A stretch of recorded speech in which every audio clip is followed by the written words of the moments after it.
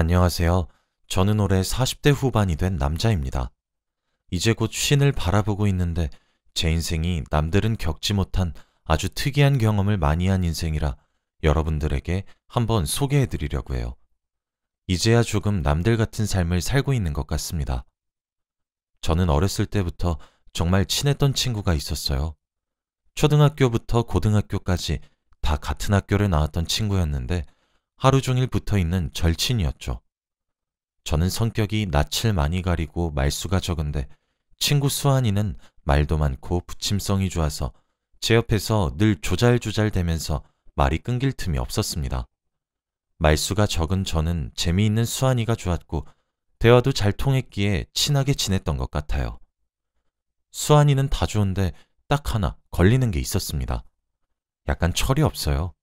집안의 장남이었는데 매일같이 부모님이랑 다투고 나서 저한테 얼른 집 나가고 싶다는 말도 많이 했고 다른 친구들과 이야기하면서 눈치 없이 말을 툭툭 내뱉는 경우가 많아서 가끔씩 친구들에게 미움을 살 때도 많았죠. 그래도 저에게는 하나밖에 없고 이렇게 잘 맞는 친구는 어디에도 없다는 생각에 친하게 지냈습니다. 저와 수환이는 성인이 되어서 대학교는 가지 않았고 바로 취직을 했어요. 저희 둘 다 집안의 장남이었기 때문에 돈 버는 데에 급했거든요. 그런데 수환이가 20대 초반에 실수를 하고 말았습니다. 갑자기 새벽에 집으로 전화가 와서 중요하게 할 얘기가 있다고 나오라고 하더라고요. 수환이 집과 저희 집은 가까웠기 때문에 옷을 입고 나갔는데 갑자기 수환이가 저를 보자마자 말했죠. 야, 나 어떡하냐? 나 애아빠 됐다? 라고요. 저는 너무 놀라서 아무 말도 못한 채로 수환이의 이야기를 들었어요. 수환이는 호기심에 한 여자를 만났는데 그 여자가 자기 아이를 임신했다고 했고 그 여자는 꼭 낳을 거라고 했대요. 들어보니 둘 다 아직 제대로 된 직업도 없고 수환이는 이제 갓 일을 시작한 성인인데 어떻게 아이를 키우면서 사나요? 수환이 부모님은 워낙 가부장적이셔서 이 이야기를 들으시면 정말 수환이를 호적에서 파버리실지도 몰라요. 수환이는 이제 어떡하냐면서 울고불고 이야기하는데 저는 차마 뭐라고 할 말이 없어서 낳으라고 했습니다. 당연히 수환이는 아빠가 될 자격이 부족하지만 그래도 아이를 낳으면 철도 들고 성격을 고칠 수 있을 것 같았어요. 수환이는 오랜 고민 끝에 어차피 자기 아이니까 낳기로 결심하고 다음날 부모님께 말씀을 드린다고 했습니다. 다음날 저는 아침에 수환이 아버지의 고함 소리로 잠에 깼어요. 같은 동네에서 살아서 수환이 아버지의 고함 소리가 크게 들렸고 순간 수환이가 드디어 말을 했구나 싶었네요. 나중에 들어보니 무릎을 꿇고 말하니까 아버지와 어머니가 화를 불같이 내시면서 이제부터 자기 아들 아니니 나가라고 했다네요. 수환이는 그렇게 집에서 쫓겨났습니다. 그리고 그 여자와 같이 일하는 공장 근처에서 집을 구하고 살기로 했다네요. 다행이라는 생각이 들었고 저희 부모님도 수환이 집 이야기를 듣고는 저에게 너는 수환이처럼 그러면 안 된다 하셨죠. 그렇게 수환이 아내의 배는 점점 불러왔고 수환이와 저도 일에 적응하고 있었습니다. 부모님은 제가 이제 돈도 벌고 성인 남자니 집에서 독립을 하라고 하시더라고요. 그래서 저도 공장 근처에 작은 원룸 하나를 구해서 혼자 돈을 벌어서 살고 있었습니다. 수환이는 아기가 생기면 그래도 철이 들 줄 알았는데 그건 오산이었어요. 늦잠을 잔다고 출근에 지각을 하는 일이 많았고 실수를 해서 팀장님께 혼인한 적도 많았거든요.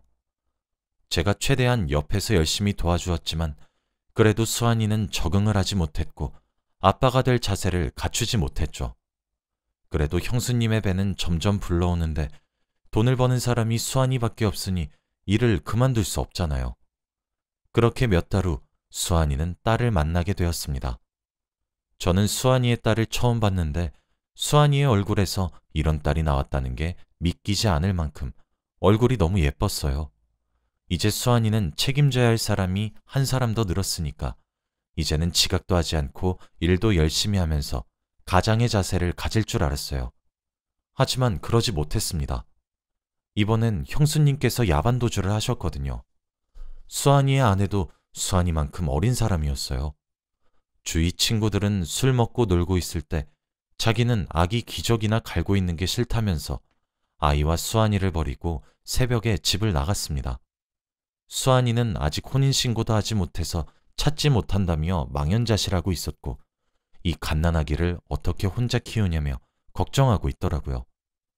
저는 최대한 제가 옆에서 도와주겠다고 말을 했어요.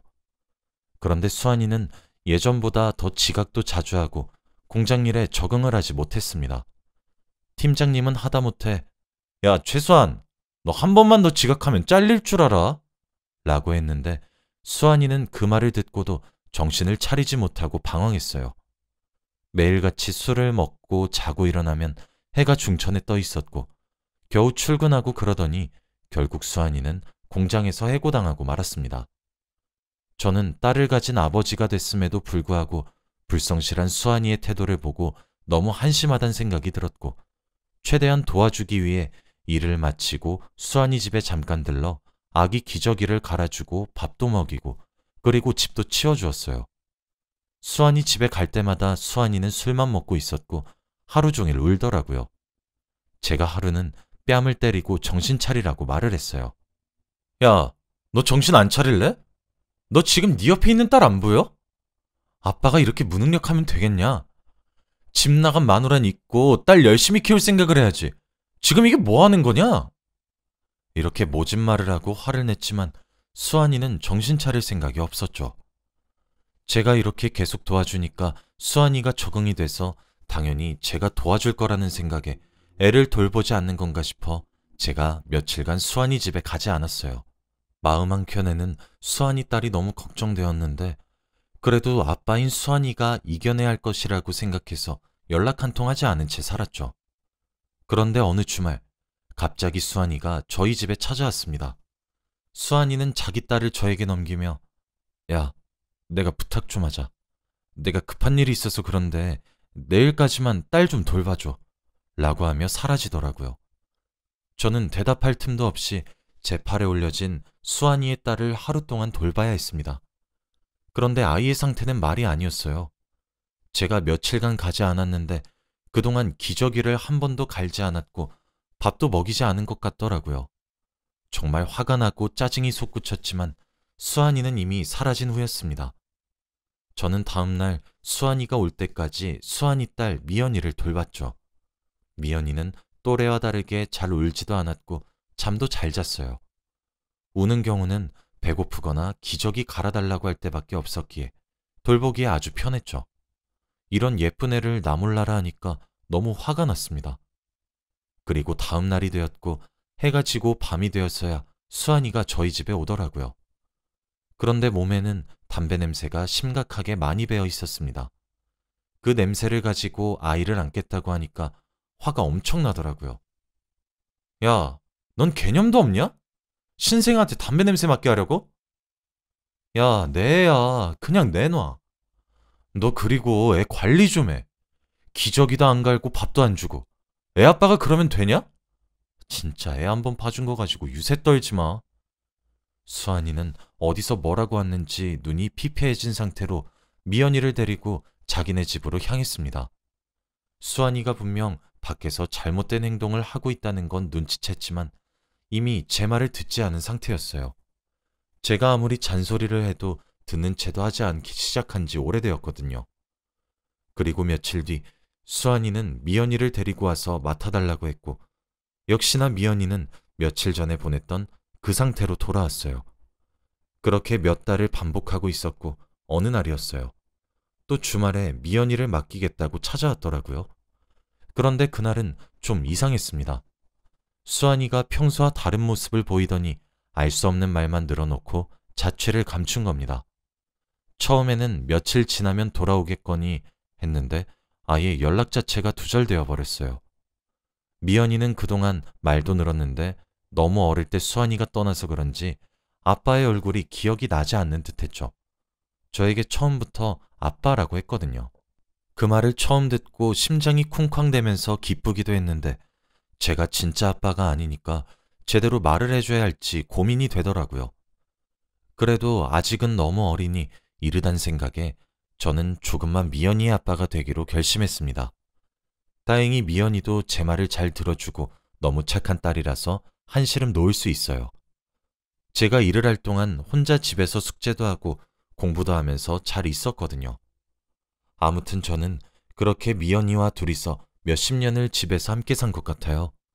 그동안 미연이 아빠 노릇을 하며 운동에도 참석하고 학부모 참관 수업도 참석하면서 모든 사람들이 다 저를 미연이 친아빠로 알아요. 그리고 더 넓은 집으로 이사도 가면서 미연이 방도 만들어 주었죠. 저는 딸이 생긴 게 싫지 않았고 이렇게 예쁘고 착한 딸이 있으니 오히려 좋았습니다. 그리고 미연이는 고등학생이 되었는데 고등학생이 되니 정말 숙녀가 되었어요. 너무 벅차고 이제 시집을 보내도 될 것 같더라고요. 정말 아빠로서 본분을 다했단 생각이 들었을 때쯤 제가 몸이 안 좋아지기 시작했어요. 처음엔 눈이 점점 나빠지길래 나이가 들어서 노안이 왔나 싶었지만 두통도 너무 심해져서 동네 작은 병원에 가니 큰 병원에 가보라고 하더라고요. 저는 대학병원에서 검사를 받아보니 뇌종양이라고 했습니다. 제가 평생 미연이 잘 키운다고 쉬는 날 없이 일을 하다 보니 몸이 망가졌나 보더군요. 의사 선생님께서는 지금 당장 수술을 해도 성공할지 말지 모른다고 했습니다. 저는 당장 입원을 하고 수술 날짜를 잡았어요. 수술 전날 저는 의사 선생님께서 죽을지 살지 모른다고 하니 잘못하다가는 그날이 제가 눈을 뜬 마지막 날이 될 수도 있을 것 같더라고요. 그래서 미연이에게 지금이라도 친아빠 수환이를 찾으라고 솔직하게 비밀을 털어놓을까 하다가 아이가 정말 충격을 받고 배신감이 들어서 엇나갈까봐 걱정이 되었어요. 그런데 수술 당일날 저는 머리가 정말 미친 듯한 고통으로 아팠습니다. 당일날 새벽에 갑자기 머리가 깨질 듯이 아파오고 눈이 정말 보이지 않으면서 이대로 가다가는 진짜 죽을 것 같더라고요. 옆에서 간호를 하고 있던 미연이는 제가 아픈 것을 보고 손을 잡은 채 울고 있었죠. 저는 죽음이 코앞으로 다가오니까 미연이의 새 인생을 위해 친아빠의 존재를 말해주는 것이 좋겠다는 생각이 들었고 제 손을 잡은 미연이에게 말을 했습니다. 미연아, 놀라지 말고 들어. 사실 난 네 친아빠가 아니야. 네 친아빠는 내 친구 최수환이란 사람이야. 내가 지금 마지막이 될 수 있으니 말하는 거야. 그러니 내가 죽게 된다면 친아빠 찾고 부디 새 삶을 행복하게 살아가. 눈이 나빠져서 미연이의 표정을 잘 보진 못했지만 미연이는 제 이야기를 듣자마자 제 손을 잡고 있던 손이 부들부들 떨렸고 자리에서 벌떡 일어나 병실을 나갔습니다. 저는 내가 죽고 사라진다면 평생 부모 없이 사는 것보다는 아빠를 찾고 새 삶을 사는 것이 더 좋겠다고 판단했어요. 그리고 저는 그날 수술을 했습니다. 수술이 어떻게 진행된지는 아무것도 모르고 눈을 뜨니 병실이었습니다. 저는 수술하기 전까지 죽을 수도 있다는 생각으로 평생 눈을 못 뜰 줄 알았는데 제가 깨어나니까 살았다는 생각이 들면서 벅차오르더라고요. 그리고 제 손을 잡고 있는 사람이 있었는데 바로 미연이었습니다. 수술실 들어가기 직전까지 모습을 나타내지 않던 미연이는 제 손을 잡고 쪽잠을 자고 있었어요. 제가 손가락을 조금씩 움직이니 미연이는 놀라며 잠에서 깼고 저에게 아빠, 일어났어? 라고 하는 게 아니겠습니까? 알고 보니 저는 7개월 만에 일어났다고 하더군요. 병실 사람들 이야기를 들어보니 딸이 정말 지극정성으로 저를 간호했다고 합니다. 저를 떠나고 수환이를 찾아서 행복하게 살 줄 알았던 미연이는 제 옆에 남아있어 주었던 것이었어요. 그러면서 저에게 나한테는 아빠 한 명뿐이야 라고 했고 저와 미연이는 감동의 눈물을 펑펑 울었습니다. 저는 일주일 조금 넘게 병원에서 치료를 받고 퇴원을 할 수 있었어요. 힘든 수술이었지만 다행히도 의사 선생님께서 성공적으로 끝냈다고 해주셨죠. 저와 미연이는 다시 집으로 돌아와서 예전의 생활을 할 수 있었습니다. 그런데 퇴원하고 얼마 되지 않아 몇십 년 만에 친구 수환이에게서 전화가 왔습니다. 제가 아무리 걸어도 받지 않던 그 전화번호로 말이에요. 저는 화도 나지 않았어요. 오히려 이런 딸을 저에게 남겨준 게 고마웠거든요. 제가 전화를 받으니 수환이는 좋지 않은 목소리를 한 채 오랜만에 잠깐 만나자. 라고 하더군요. 참, 여전히 이기적인 수환이의 태도에 기가 차고 어이가 없었지만 궁금한 마음이 더욱 커서 만나기로 했어요. 수환이와 저는 예전에 저희가 살던 동네의 커피숍으로 가서 이야기를 나누었습니다. 수환이의 얼굴을 몇십 년 만에 처음 보는데 그동안 많이 힘들었는지 너무 말라 있었고 생기도 없는 얼굴이었습니다. 그런데 수환이는 앉자마자 저에게 야, 우리 딸 미연이 다시 데리고 갈게 라고 하더라고요. 그 말을 듣고 저는 화가 머리끝까지 치밀어 올랐어요. 지금 제게 용서를 빌어도 할까 말까인데 뻔뻔하게 진짜. 지금까지 미연이 버리고 도망친 사람이 누군데 이제 와서 데리고 간다뇨. 그리고 미연이가 물건도 아니고 맡기고 가져가고 말이 됩니까? 정말 기가 막히고 어이가 없어서 오히려 웃음이 나오더군요. 저에게 키워줘서 고맙다는 말은 할 줄 알았는데 수환이는 그런 말 한마디도 없었더라고요. 저는 화를 참고 수환이의 말을 계속 들었습니다. 수환이는 그동안 도박에 빠져 있었고 겨우 손을 놓으려고 할 때쯤 한 여자를 만났는데 아이가 둘이나 있었다고 합니다. 그런데 둘 다 아들이라서 집안의 분위기가 안 산다면서 딸인 미연이를 데려가겠다고 하는데 정말 정신이 나간 줄 알았습니다. 어떻게 사람이 그럴 수 있나요? 몇십 년 동안 버린 자식을 데리고 가는 것도 어이가 없는데 그 이유 또한 정신 나간 이유라니. 저는 제 앞에 놓여진 찬물을 그대로 수환이 얼굴에 뿌렸어요. 으악하고 비명을 지르는 수환이를 보고 다시는 나랑 내 딸 앞에 나타나지 마라 라고 말한 후 유유히 커피숍을 나왔습니다. 나와서 길을 걷는데도 화가 내려가지 않았고 저런 사람이랑 예전에 절친이었다는 사실도 너무 짜증났어요. 어쨌든 그렇게 집으로 돌아와서 일부러 미연이한테 말을 하진 않았습니다. 자기 친아빠가 그런 걸 알면 얼마나 속상하겠어요. 저희는 그날 이후로 다시 예전의 부녀 관계가 되었습니다. 뇌종양은 퇴원하고 나서가 중요한데 저희 딸은 매일같이 저를 생각해서 식단을 만들어주고 운동도 같이 해요. 그렇게 시간이 지나 어느덧 미연이가 결혼을 할 나이가 되었습니다. 미연이 나이 또래에서는 일찍 결혼하는 편이긴 하지만 저는 미연이의 선택을 존중합니다. 저에게 얼마 전 미연이가 아빠, 나 결혼식 날 혼주석에 앉아줄 거지? 라고 했어요. 저는 저를 이해해준 미연이에게 아직도 너무 고맙고 복권에 당첨된 것보다 너무 기쁩니다. 저는 평생 못 앉아볼 줄 알았던 혼주석에 앉기로 했어요. 혹시 여러분은 저 같은 경험을 한 적 있으신가요? 지금 생각해봐도 정말 놀라운 일인 것 같아요. 제 이야기는 여기까지예요. 들어주셔서 감사합니다.